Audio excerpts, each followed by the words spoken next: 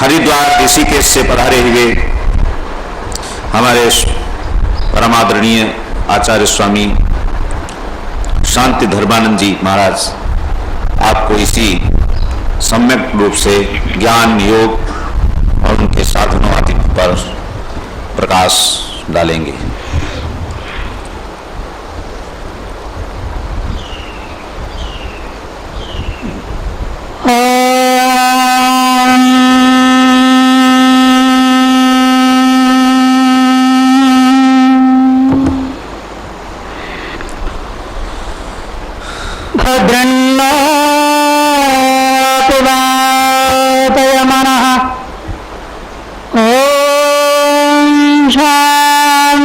शांत शांत ओंकार बिंदु संयुक्तम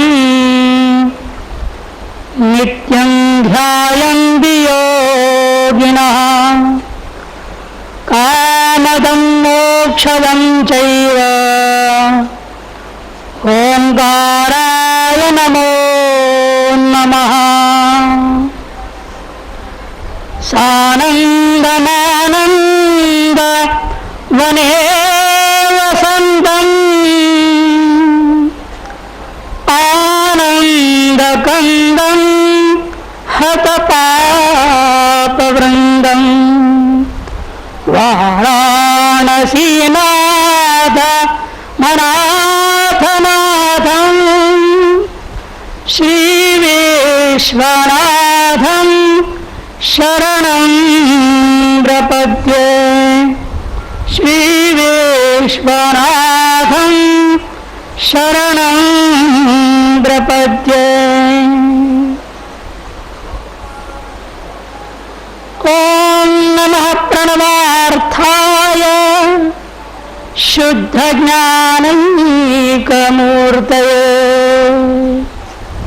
निर्मलाय प्रशान्ताय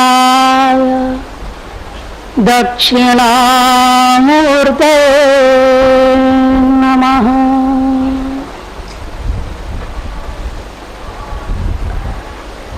स्वान्तः परिकल्पित अनंत ब्रह्मांडांतर्गत परिदृश्यमान प्रतीयमान इस जगदांतर्वर्ती नर्मदा तट में समवस्थित इस भव्य दिव्य प्रांगण में एक हम बहुश्याम प्रजयन के अनुसार स्वाभिन्नत्वेन प्रकल्पित अनंत समूह विराट अंश होता आप सभी को हमारा सप्रेम ओम नमो नारायण।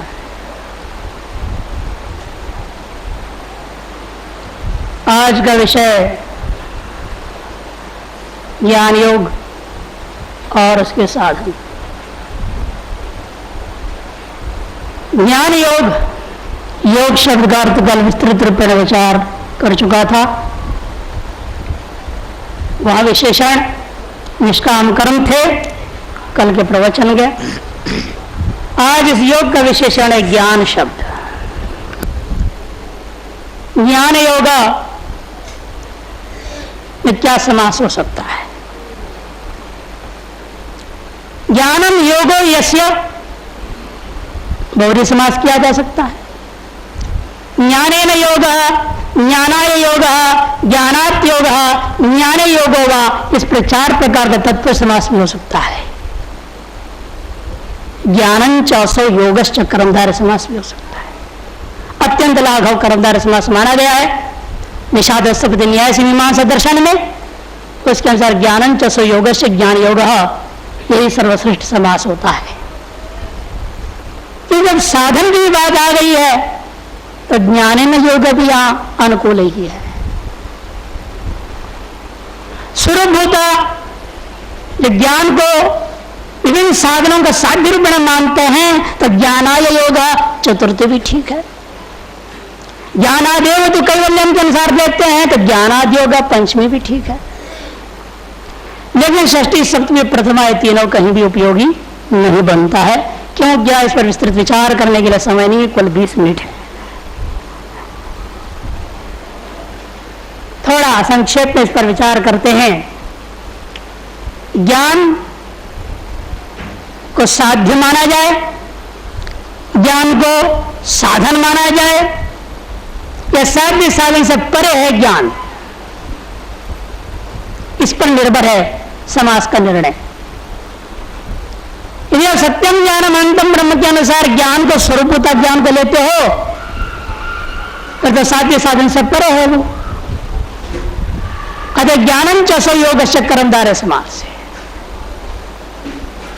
ज्ञान जो स्वरूप है वही योग है, वही स्वरूप स्थिति है, तथा दृष्ट स्वरूपे अवस्थान। और जो स्थिति में नहीं है, ऐसा ब्रह्म स्थिति पार्थ में ब्रह्मनिष्ठ नहीं है, स्थितप्रज्ञ नहीं है, जीवन मुक्त नहीं है, ऐसे जो लोग हैं उनके लिए ज्ञान अभी साध्य है। आपका स्वरूप होता जो ज्ञान आपके लिए साध्य है। अप्राप्त की भ्रांति की निवृत्ति ही साध्यता है। ज्ञान में, स्वरूप में साध्यता अध्यारोपित है।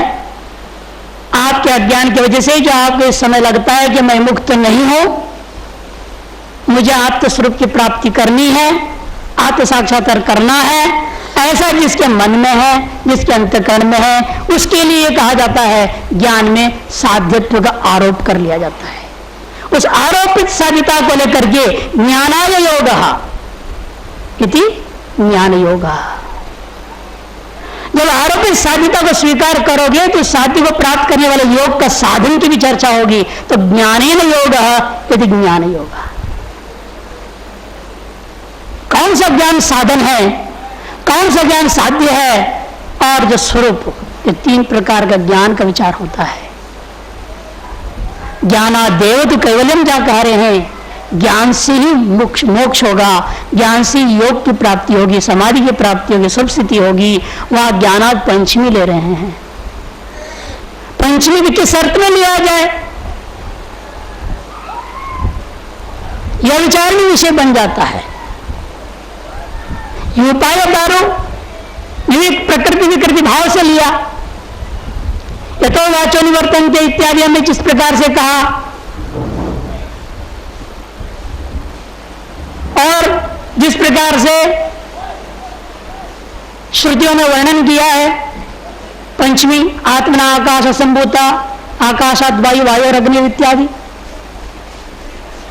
वायु प्रकृति विकृति भाव में है, कार्यकारण भाव में। ज्ञानादेव जो कैलम क्या कह रहे हैं, वहां ज्ञानात से पंचमी कर कार्यकारण भाव कैसे हो सकता है? क्योंकि जो कार्यकारण भाव से प्राप्त है वह अनित्य होगा, वह कभी नित्य नहीं हो सकता। अरे ज्ञानात में पंचमी को प्रकृति के कारण पर रख लेते हैं, उससे प्राप्त केवल अनित्य होने के नाते वह मोक्ष हो ही नहीं सकता।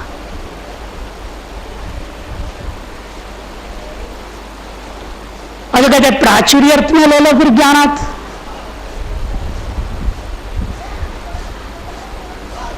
प्राचुर्य में भी नहीं हो सकता, क्योंकि पूर्ण है, प्रचुर नहीं है, पूर्ण है। पूर्णता और प्रचुरता में बहुत अंतर है। जो पूर्ण है और प्रचुरता, उसके अंदर एक अंश मात्र है। अब पंचमी पक्ष में जो ज्ञानादेव जो केवल हम कह रहे हैं, या ज्ञान को कारण कोटि में नहीं लिया जा सकता है। तो कहने का तात्पर्य बनता क्या है फिर? ज्ञानाद माने ज्ञान स्वरूप निष्ठा, ज्ञान रूपी स्वरूप निष्ठा से आपको कैवल्य की प्राप्ति है। वहां पर अध्याहार करना पड़ता है स्वरूप निष्ठा, उसके बिना इसकी व्याख्या अधूरी हो जाती है। ज्ञानी जब तृतीया करेंगे, साधन पर रख लेते हैं, वहां श्रुति ज्ञान, औपनिषद ज्ञान को ही लिया जाएगा, जिसका भी आप सुन रहे थे, श्रवण मनन निध्यासन। औपनिषद ज्ञान रूपी साधन के द्वारा आप जो कैवल्य को, योग को प्राप्त कर सकते हैं। आचार्य शंकर जैसे वर्णन किए हैं भाष्यों में विस्तार रूपेण साधनों के बारे में, मांडुक्य में सर्वत्र एक दृष्टांत प्रमुख रूप से लेते हैं। शुक्ति रजत या रज्जु सर्प का दृष्टांत है।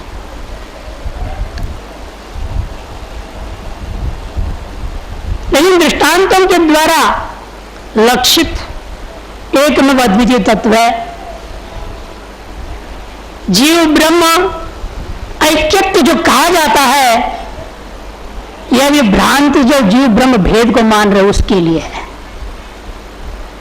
वास्तव वेदांत का लक्ष्य जीव ब्रह्म ऐक्यत्व नहीं है। वेदांत का लक्ष्य अहम ब्रह्मास्मि है। उसमें भी थोड़ा ध्यान रखना है, आसुरी वेदांत और दैवी वेदांत का अंतर को समझना है। यदि आप समझते अहम एवं ब्रह्मास्मि और यदि आप समझते अहम ब्रह्मैव अस्मि, दोनों में बहुत अंतर है।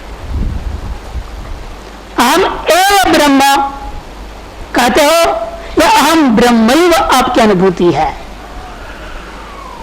यदि अहम एवं ब्रह्म कहते हो उसका मतलब स्व भिन्नम सर्वम मूर्खः मूढ़ः, तो न ब्रह्म, मैं ही एकमात्र ब्रह्म हूं, बाकी सब अब्रह्म है। तो आसुरी वेदांत है या रावण का वेदांत है। और कहता हम ब्रह्मैव अस्मि, ब्रह्म च सर्वम भवति, ब्रह्मैवं सर्वम। यह वास्तविक दैवी वेदांत है। इसकी अनुभूति के साधन को वर्णन करते भगवान ने गीता में कहा बहिरंग सन और अंतरंग साधन में, तद विधि प्रणिपातेन परिप्रश्नेन सेवया उपदेक्षन्ति ते ज्ञानम ज्ञानिना तत्वदर्शिना।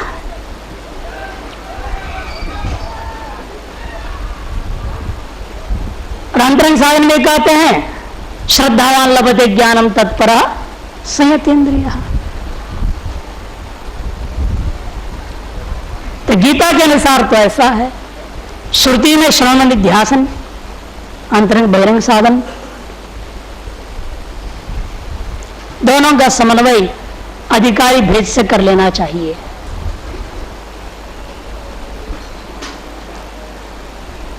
महत्वपूर्ण बात यहां पर यह है, जैसे स्वामी जी ने श्रोत्रियम ब्रह्मिष्ठम गुरुमेवा विगच्छेत, श्रोत्रियम ब्रह्मनिष्ठम सब जो एक वचन है, और वहां कहते उपदेशन ते ज्ञान ज्ञानिना तत्वदर्शिना बहुवचन है। इसका मतलब उपदेश देने वाले तो सैकड़ों ज्ञानी हो सकते हैं, सैकड़ों तत्वदर्शी हो सकते हैं, बहुवचन प्रयोग हो गया। लेकिन गुरु श्रोत्रम ब्रह्मनिष्ठम एक वचन है, वहां तो गुरु का विशेषण आता है। खाने का तगड़ा वेदांत को हजारों से सुन सकते हो, इन सुनने से आपको मुक्ति का साधन प्रशस्त नहीं हो सकता। हजारों से सुना हुआ वेदांत को भी, हजारों जन्मों से सुना हुआ वेदांत को भी, यदि आप श्रोत्र ब्रह्मनिष्ठ गुरु के मुख से श्रवण नहीं किए हो, वह आपके लिए मोक्षदायी नहीं हो सकती है। और यह न समझिए कि ब्रह्मनिष्ठ श्रोत्री ब्रह्मनिष्ठ अनेक होते होंगे, भले हर एक मंडलेश्वर अपने पीछे बोल टांग देते हैं श्रोत्री ब्रह्मनिष्ठ आचार्य महामंडलेश्वर लिखते हैं, ठीक है, वो एक परंपरा है।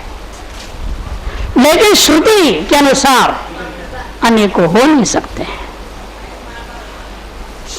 क्योंकि वास्तविक मुमुक्षु के बारे में भी कहा है कि बहुत होता है क्या, कश्चित धीर आवृत चक्षु अमृतत्वम इच्छन, कश्चित एक वचन है।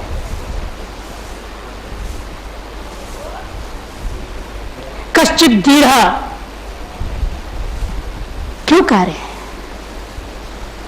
कि वास्तविक मुमुक्षुता, वास्तविक साधु जो संपन्न था, पहने हुए सभी लाल वस्त्रधारियों में मिल जाए, यह असंभव है। कोई कोई होता है। इसे श्रुति स्मृतियों में एक वचन का प्रयोग हुआ है, बहुवचन केचित धीरा धीरा ऐसा नहीं बोला, कश्चित धीरा कहा है। मैं सावधान इसलिए करना चाह रहा हूं, जो अपने आप को मैं सर्वश्रेष्ठ मुमुक्षु, मैं सर्वश्रेष्ठ साधक मानने का अहंकार कर रहे हैं, उस अहंकार को नियंत्रण में लाए बिना आपके अंदर वास्तव मोक्षत्व ही नहीं जग सकती है।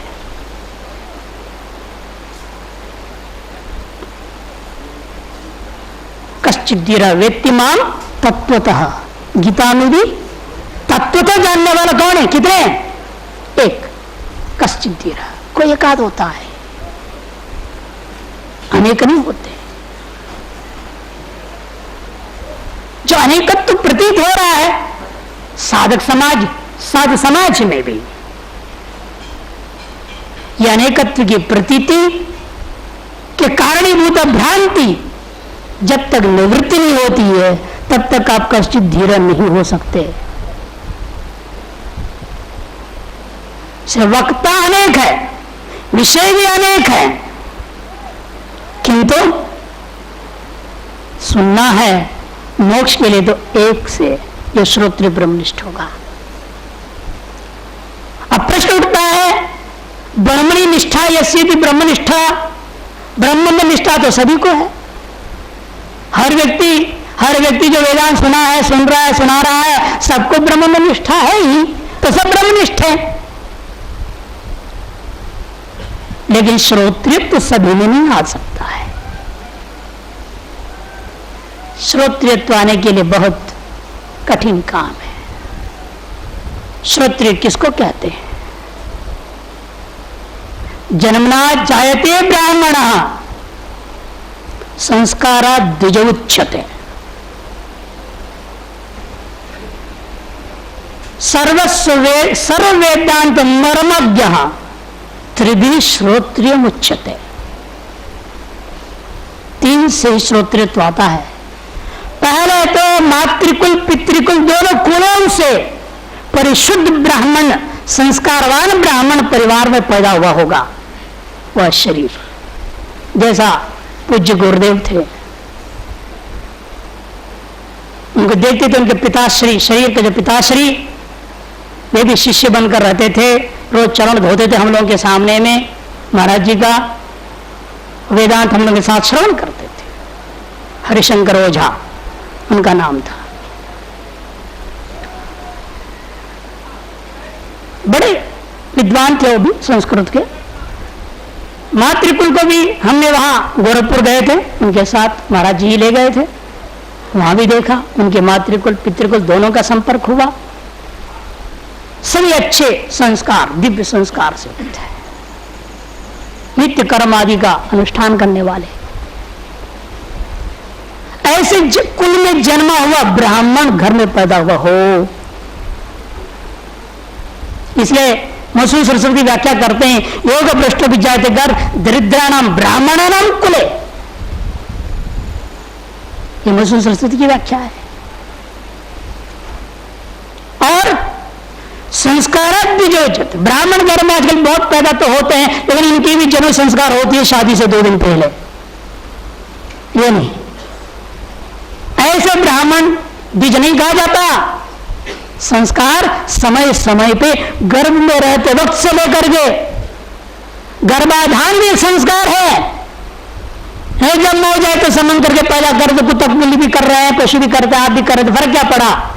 गर्भाधान संस्कार का मुहूर्त निकाल के संतान प्राप्ति के लिए पति पत्नी का संबंध करना, यह गर्भाधान संस्कार की विधि को जानो ज्योतिष से, उस विधि से उस मुहूर्त में संबंध करके पैदा करना, यही वास्तविक जो है संस्कार का आरंभ वहां से होता है। बीज का बोने से संस्कार आरंभ होता है।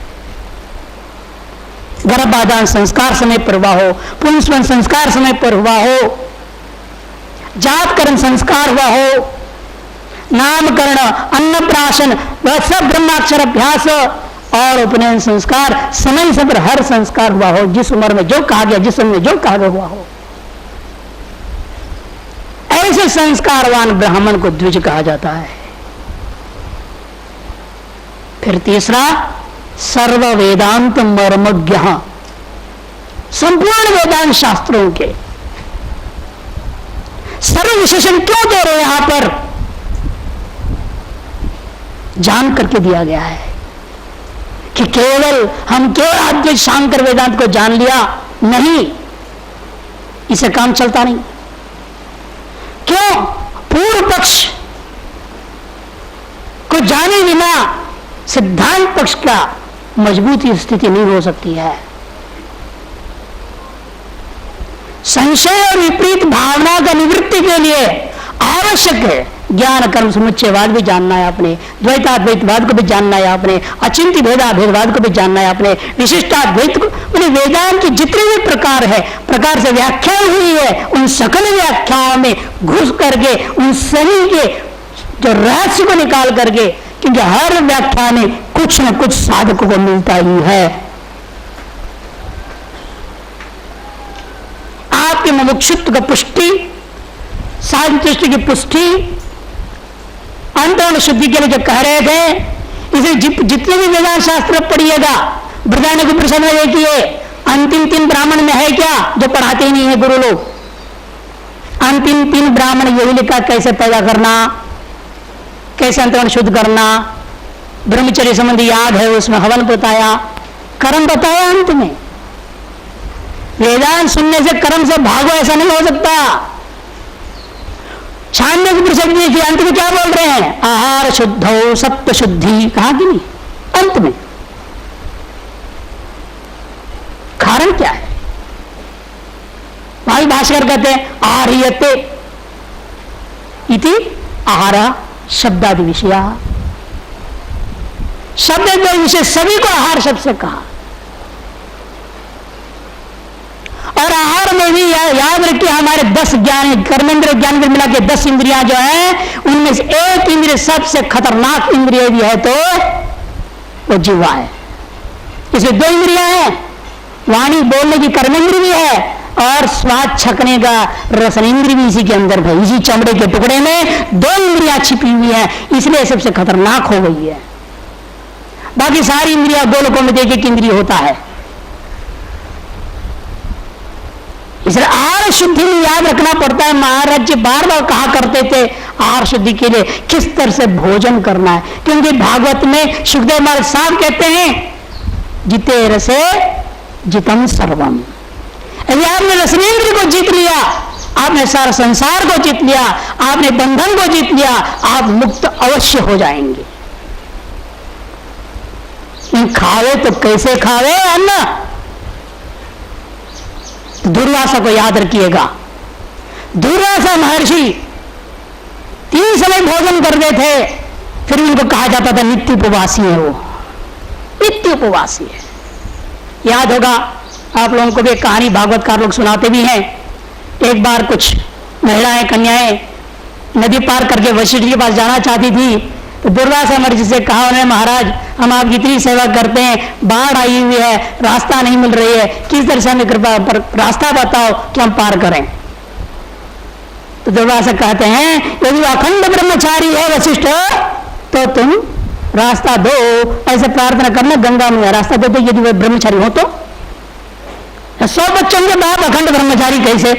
उन महिलाएं सोचने लगी। फिर उन्होंने चलो दुर्वासा महर्षि कर हैं तो प्रैक्टिकल कर देख लेते, प्रयोग करके। वो गए, हाथ जोड़ के गंगा में से प्रार्थना की, यदि वशिष्ठ जी महर्षि अखंड ब्रह्मचारी हैं तो आप कृपया हमें रास्ता दे दीजिए। झट रास्ता मिल गया, पार चले गए। पार गए, वहां पर उनकी जो सेवा करनी थी सत्संग प्राप्त करके जो लौट रहे थे, उनसे ये कहा महाराज अब फिर आप भी कोई रास्ता बताओ कि हम पार वापस कैसे जाए वहां अपने घर घूमे। उन्होंने ये कहा ना, यदि दुर्वासा महर्षि नित्य उपवासी है तो गंगा मैया हमें रास्ता दे देना। और मन में सोचने लगे 3 भात जिनको हम रोज खिलाते पिलाते हैं वो नित्य उपवासी कैसे? फिर भी ऋषि वचन है, चलो जाके हाथ जोड़ के प्रार्थना किए तो रास्ता मिल गया। चले आने के बाद दुर्वासा महर्षि से पूछते हैं बात क्या है, ये रहस्य क्या है? इसमें आप कहीं भोजन करते नहीं हैं, नित्य उपवासी हैं आप, जब हम स्वयं खिला रहे अपने हाथों से, हम कैसे माने आपको नित्य उपवासी? कहते हैं वास्तव में हम खाना खाते ही, भोजन करते ही नहीं है। कैसे? कहते हम तो प्राणाग्निहोत्र करते हैं, नित्य हवन करते हैं, हम भोजन पाते ही नहीं। केवल भोजन के कर्तृत्व का नहीं, उन्होंने क्या करते थे, मंत्र बोल करके एक एक बिगौड़ी डालते थे। जब भी डाले मुंह में ओम नमः शिवाय स्वाहा, ओम नमः नारायणाय स्वाहा। वैश्वान अग्नि परमात्मा क्या कहा, हम वैश्वान भूतवा पचानन्नम चतुर्थ।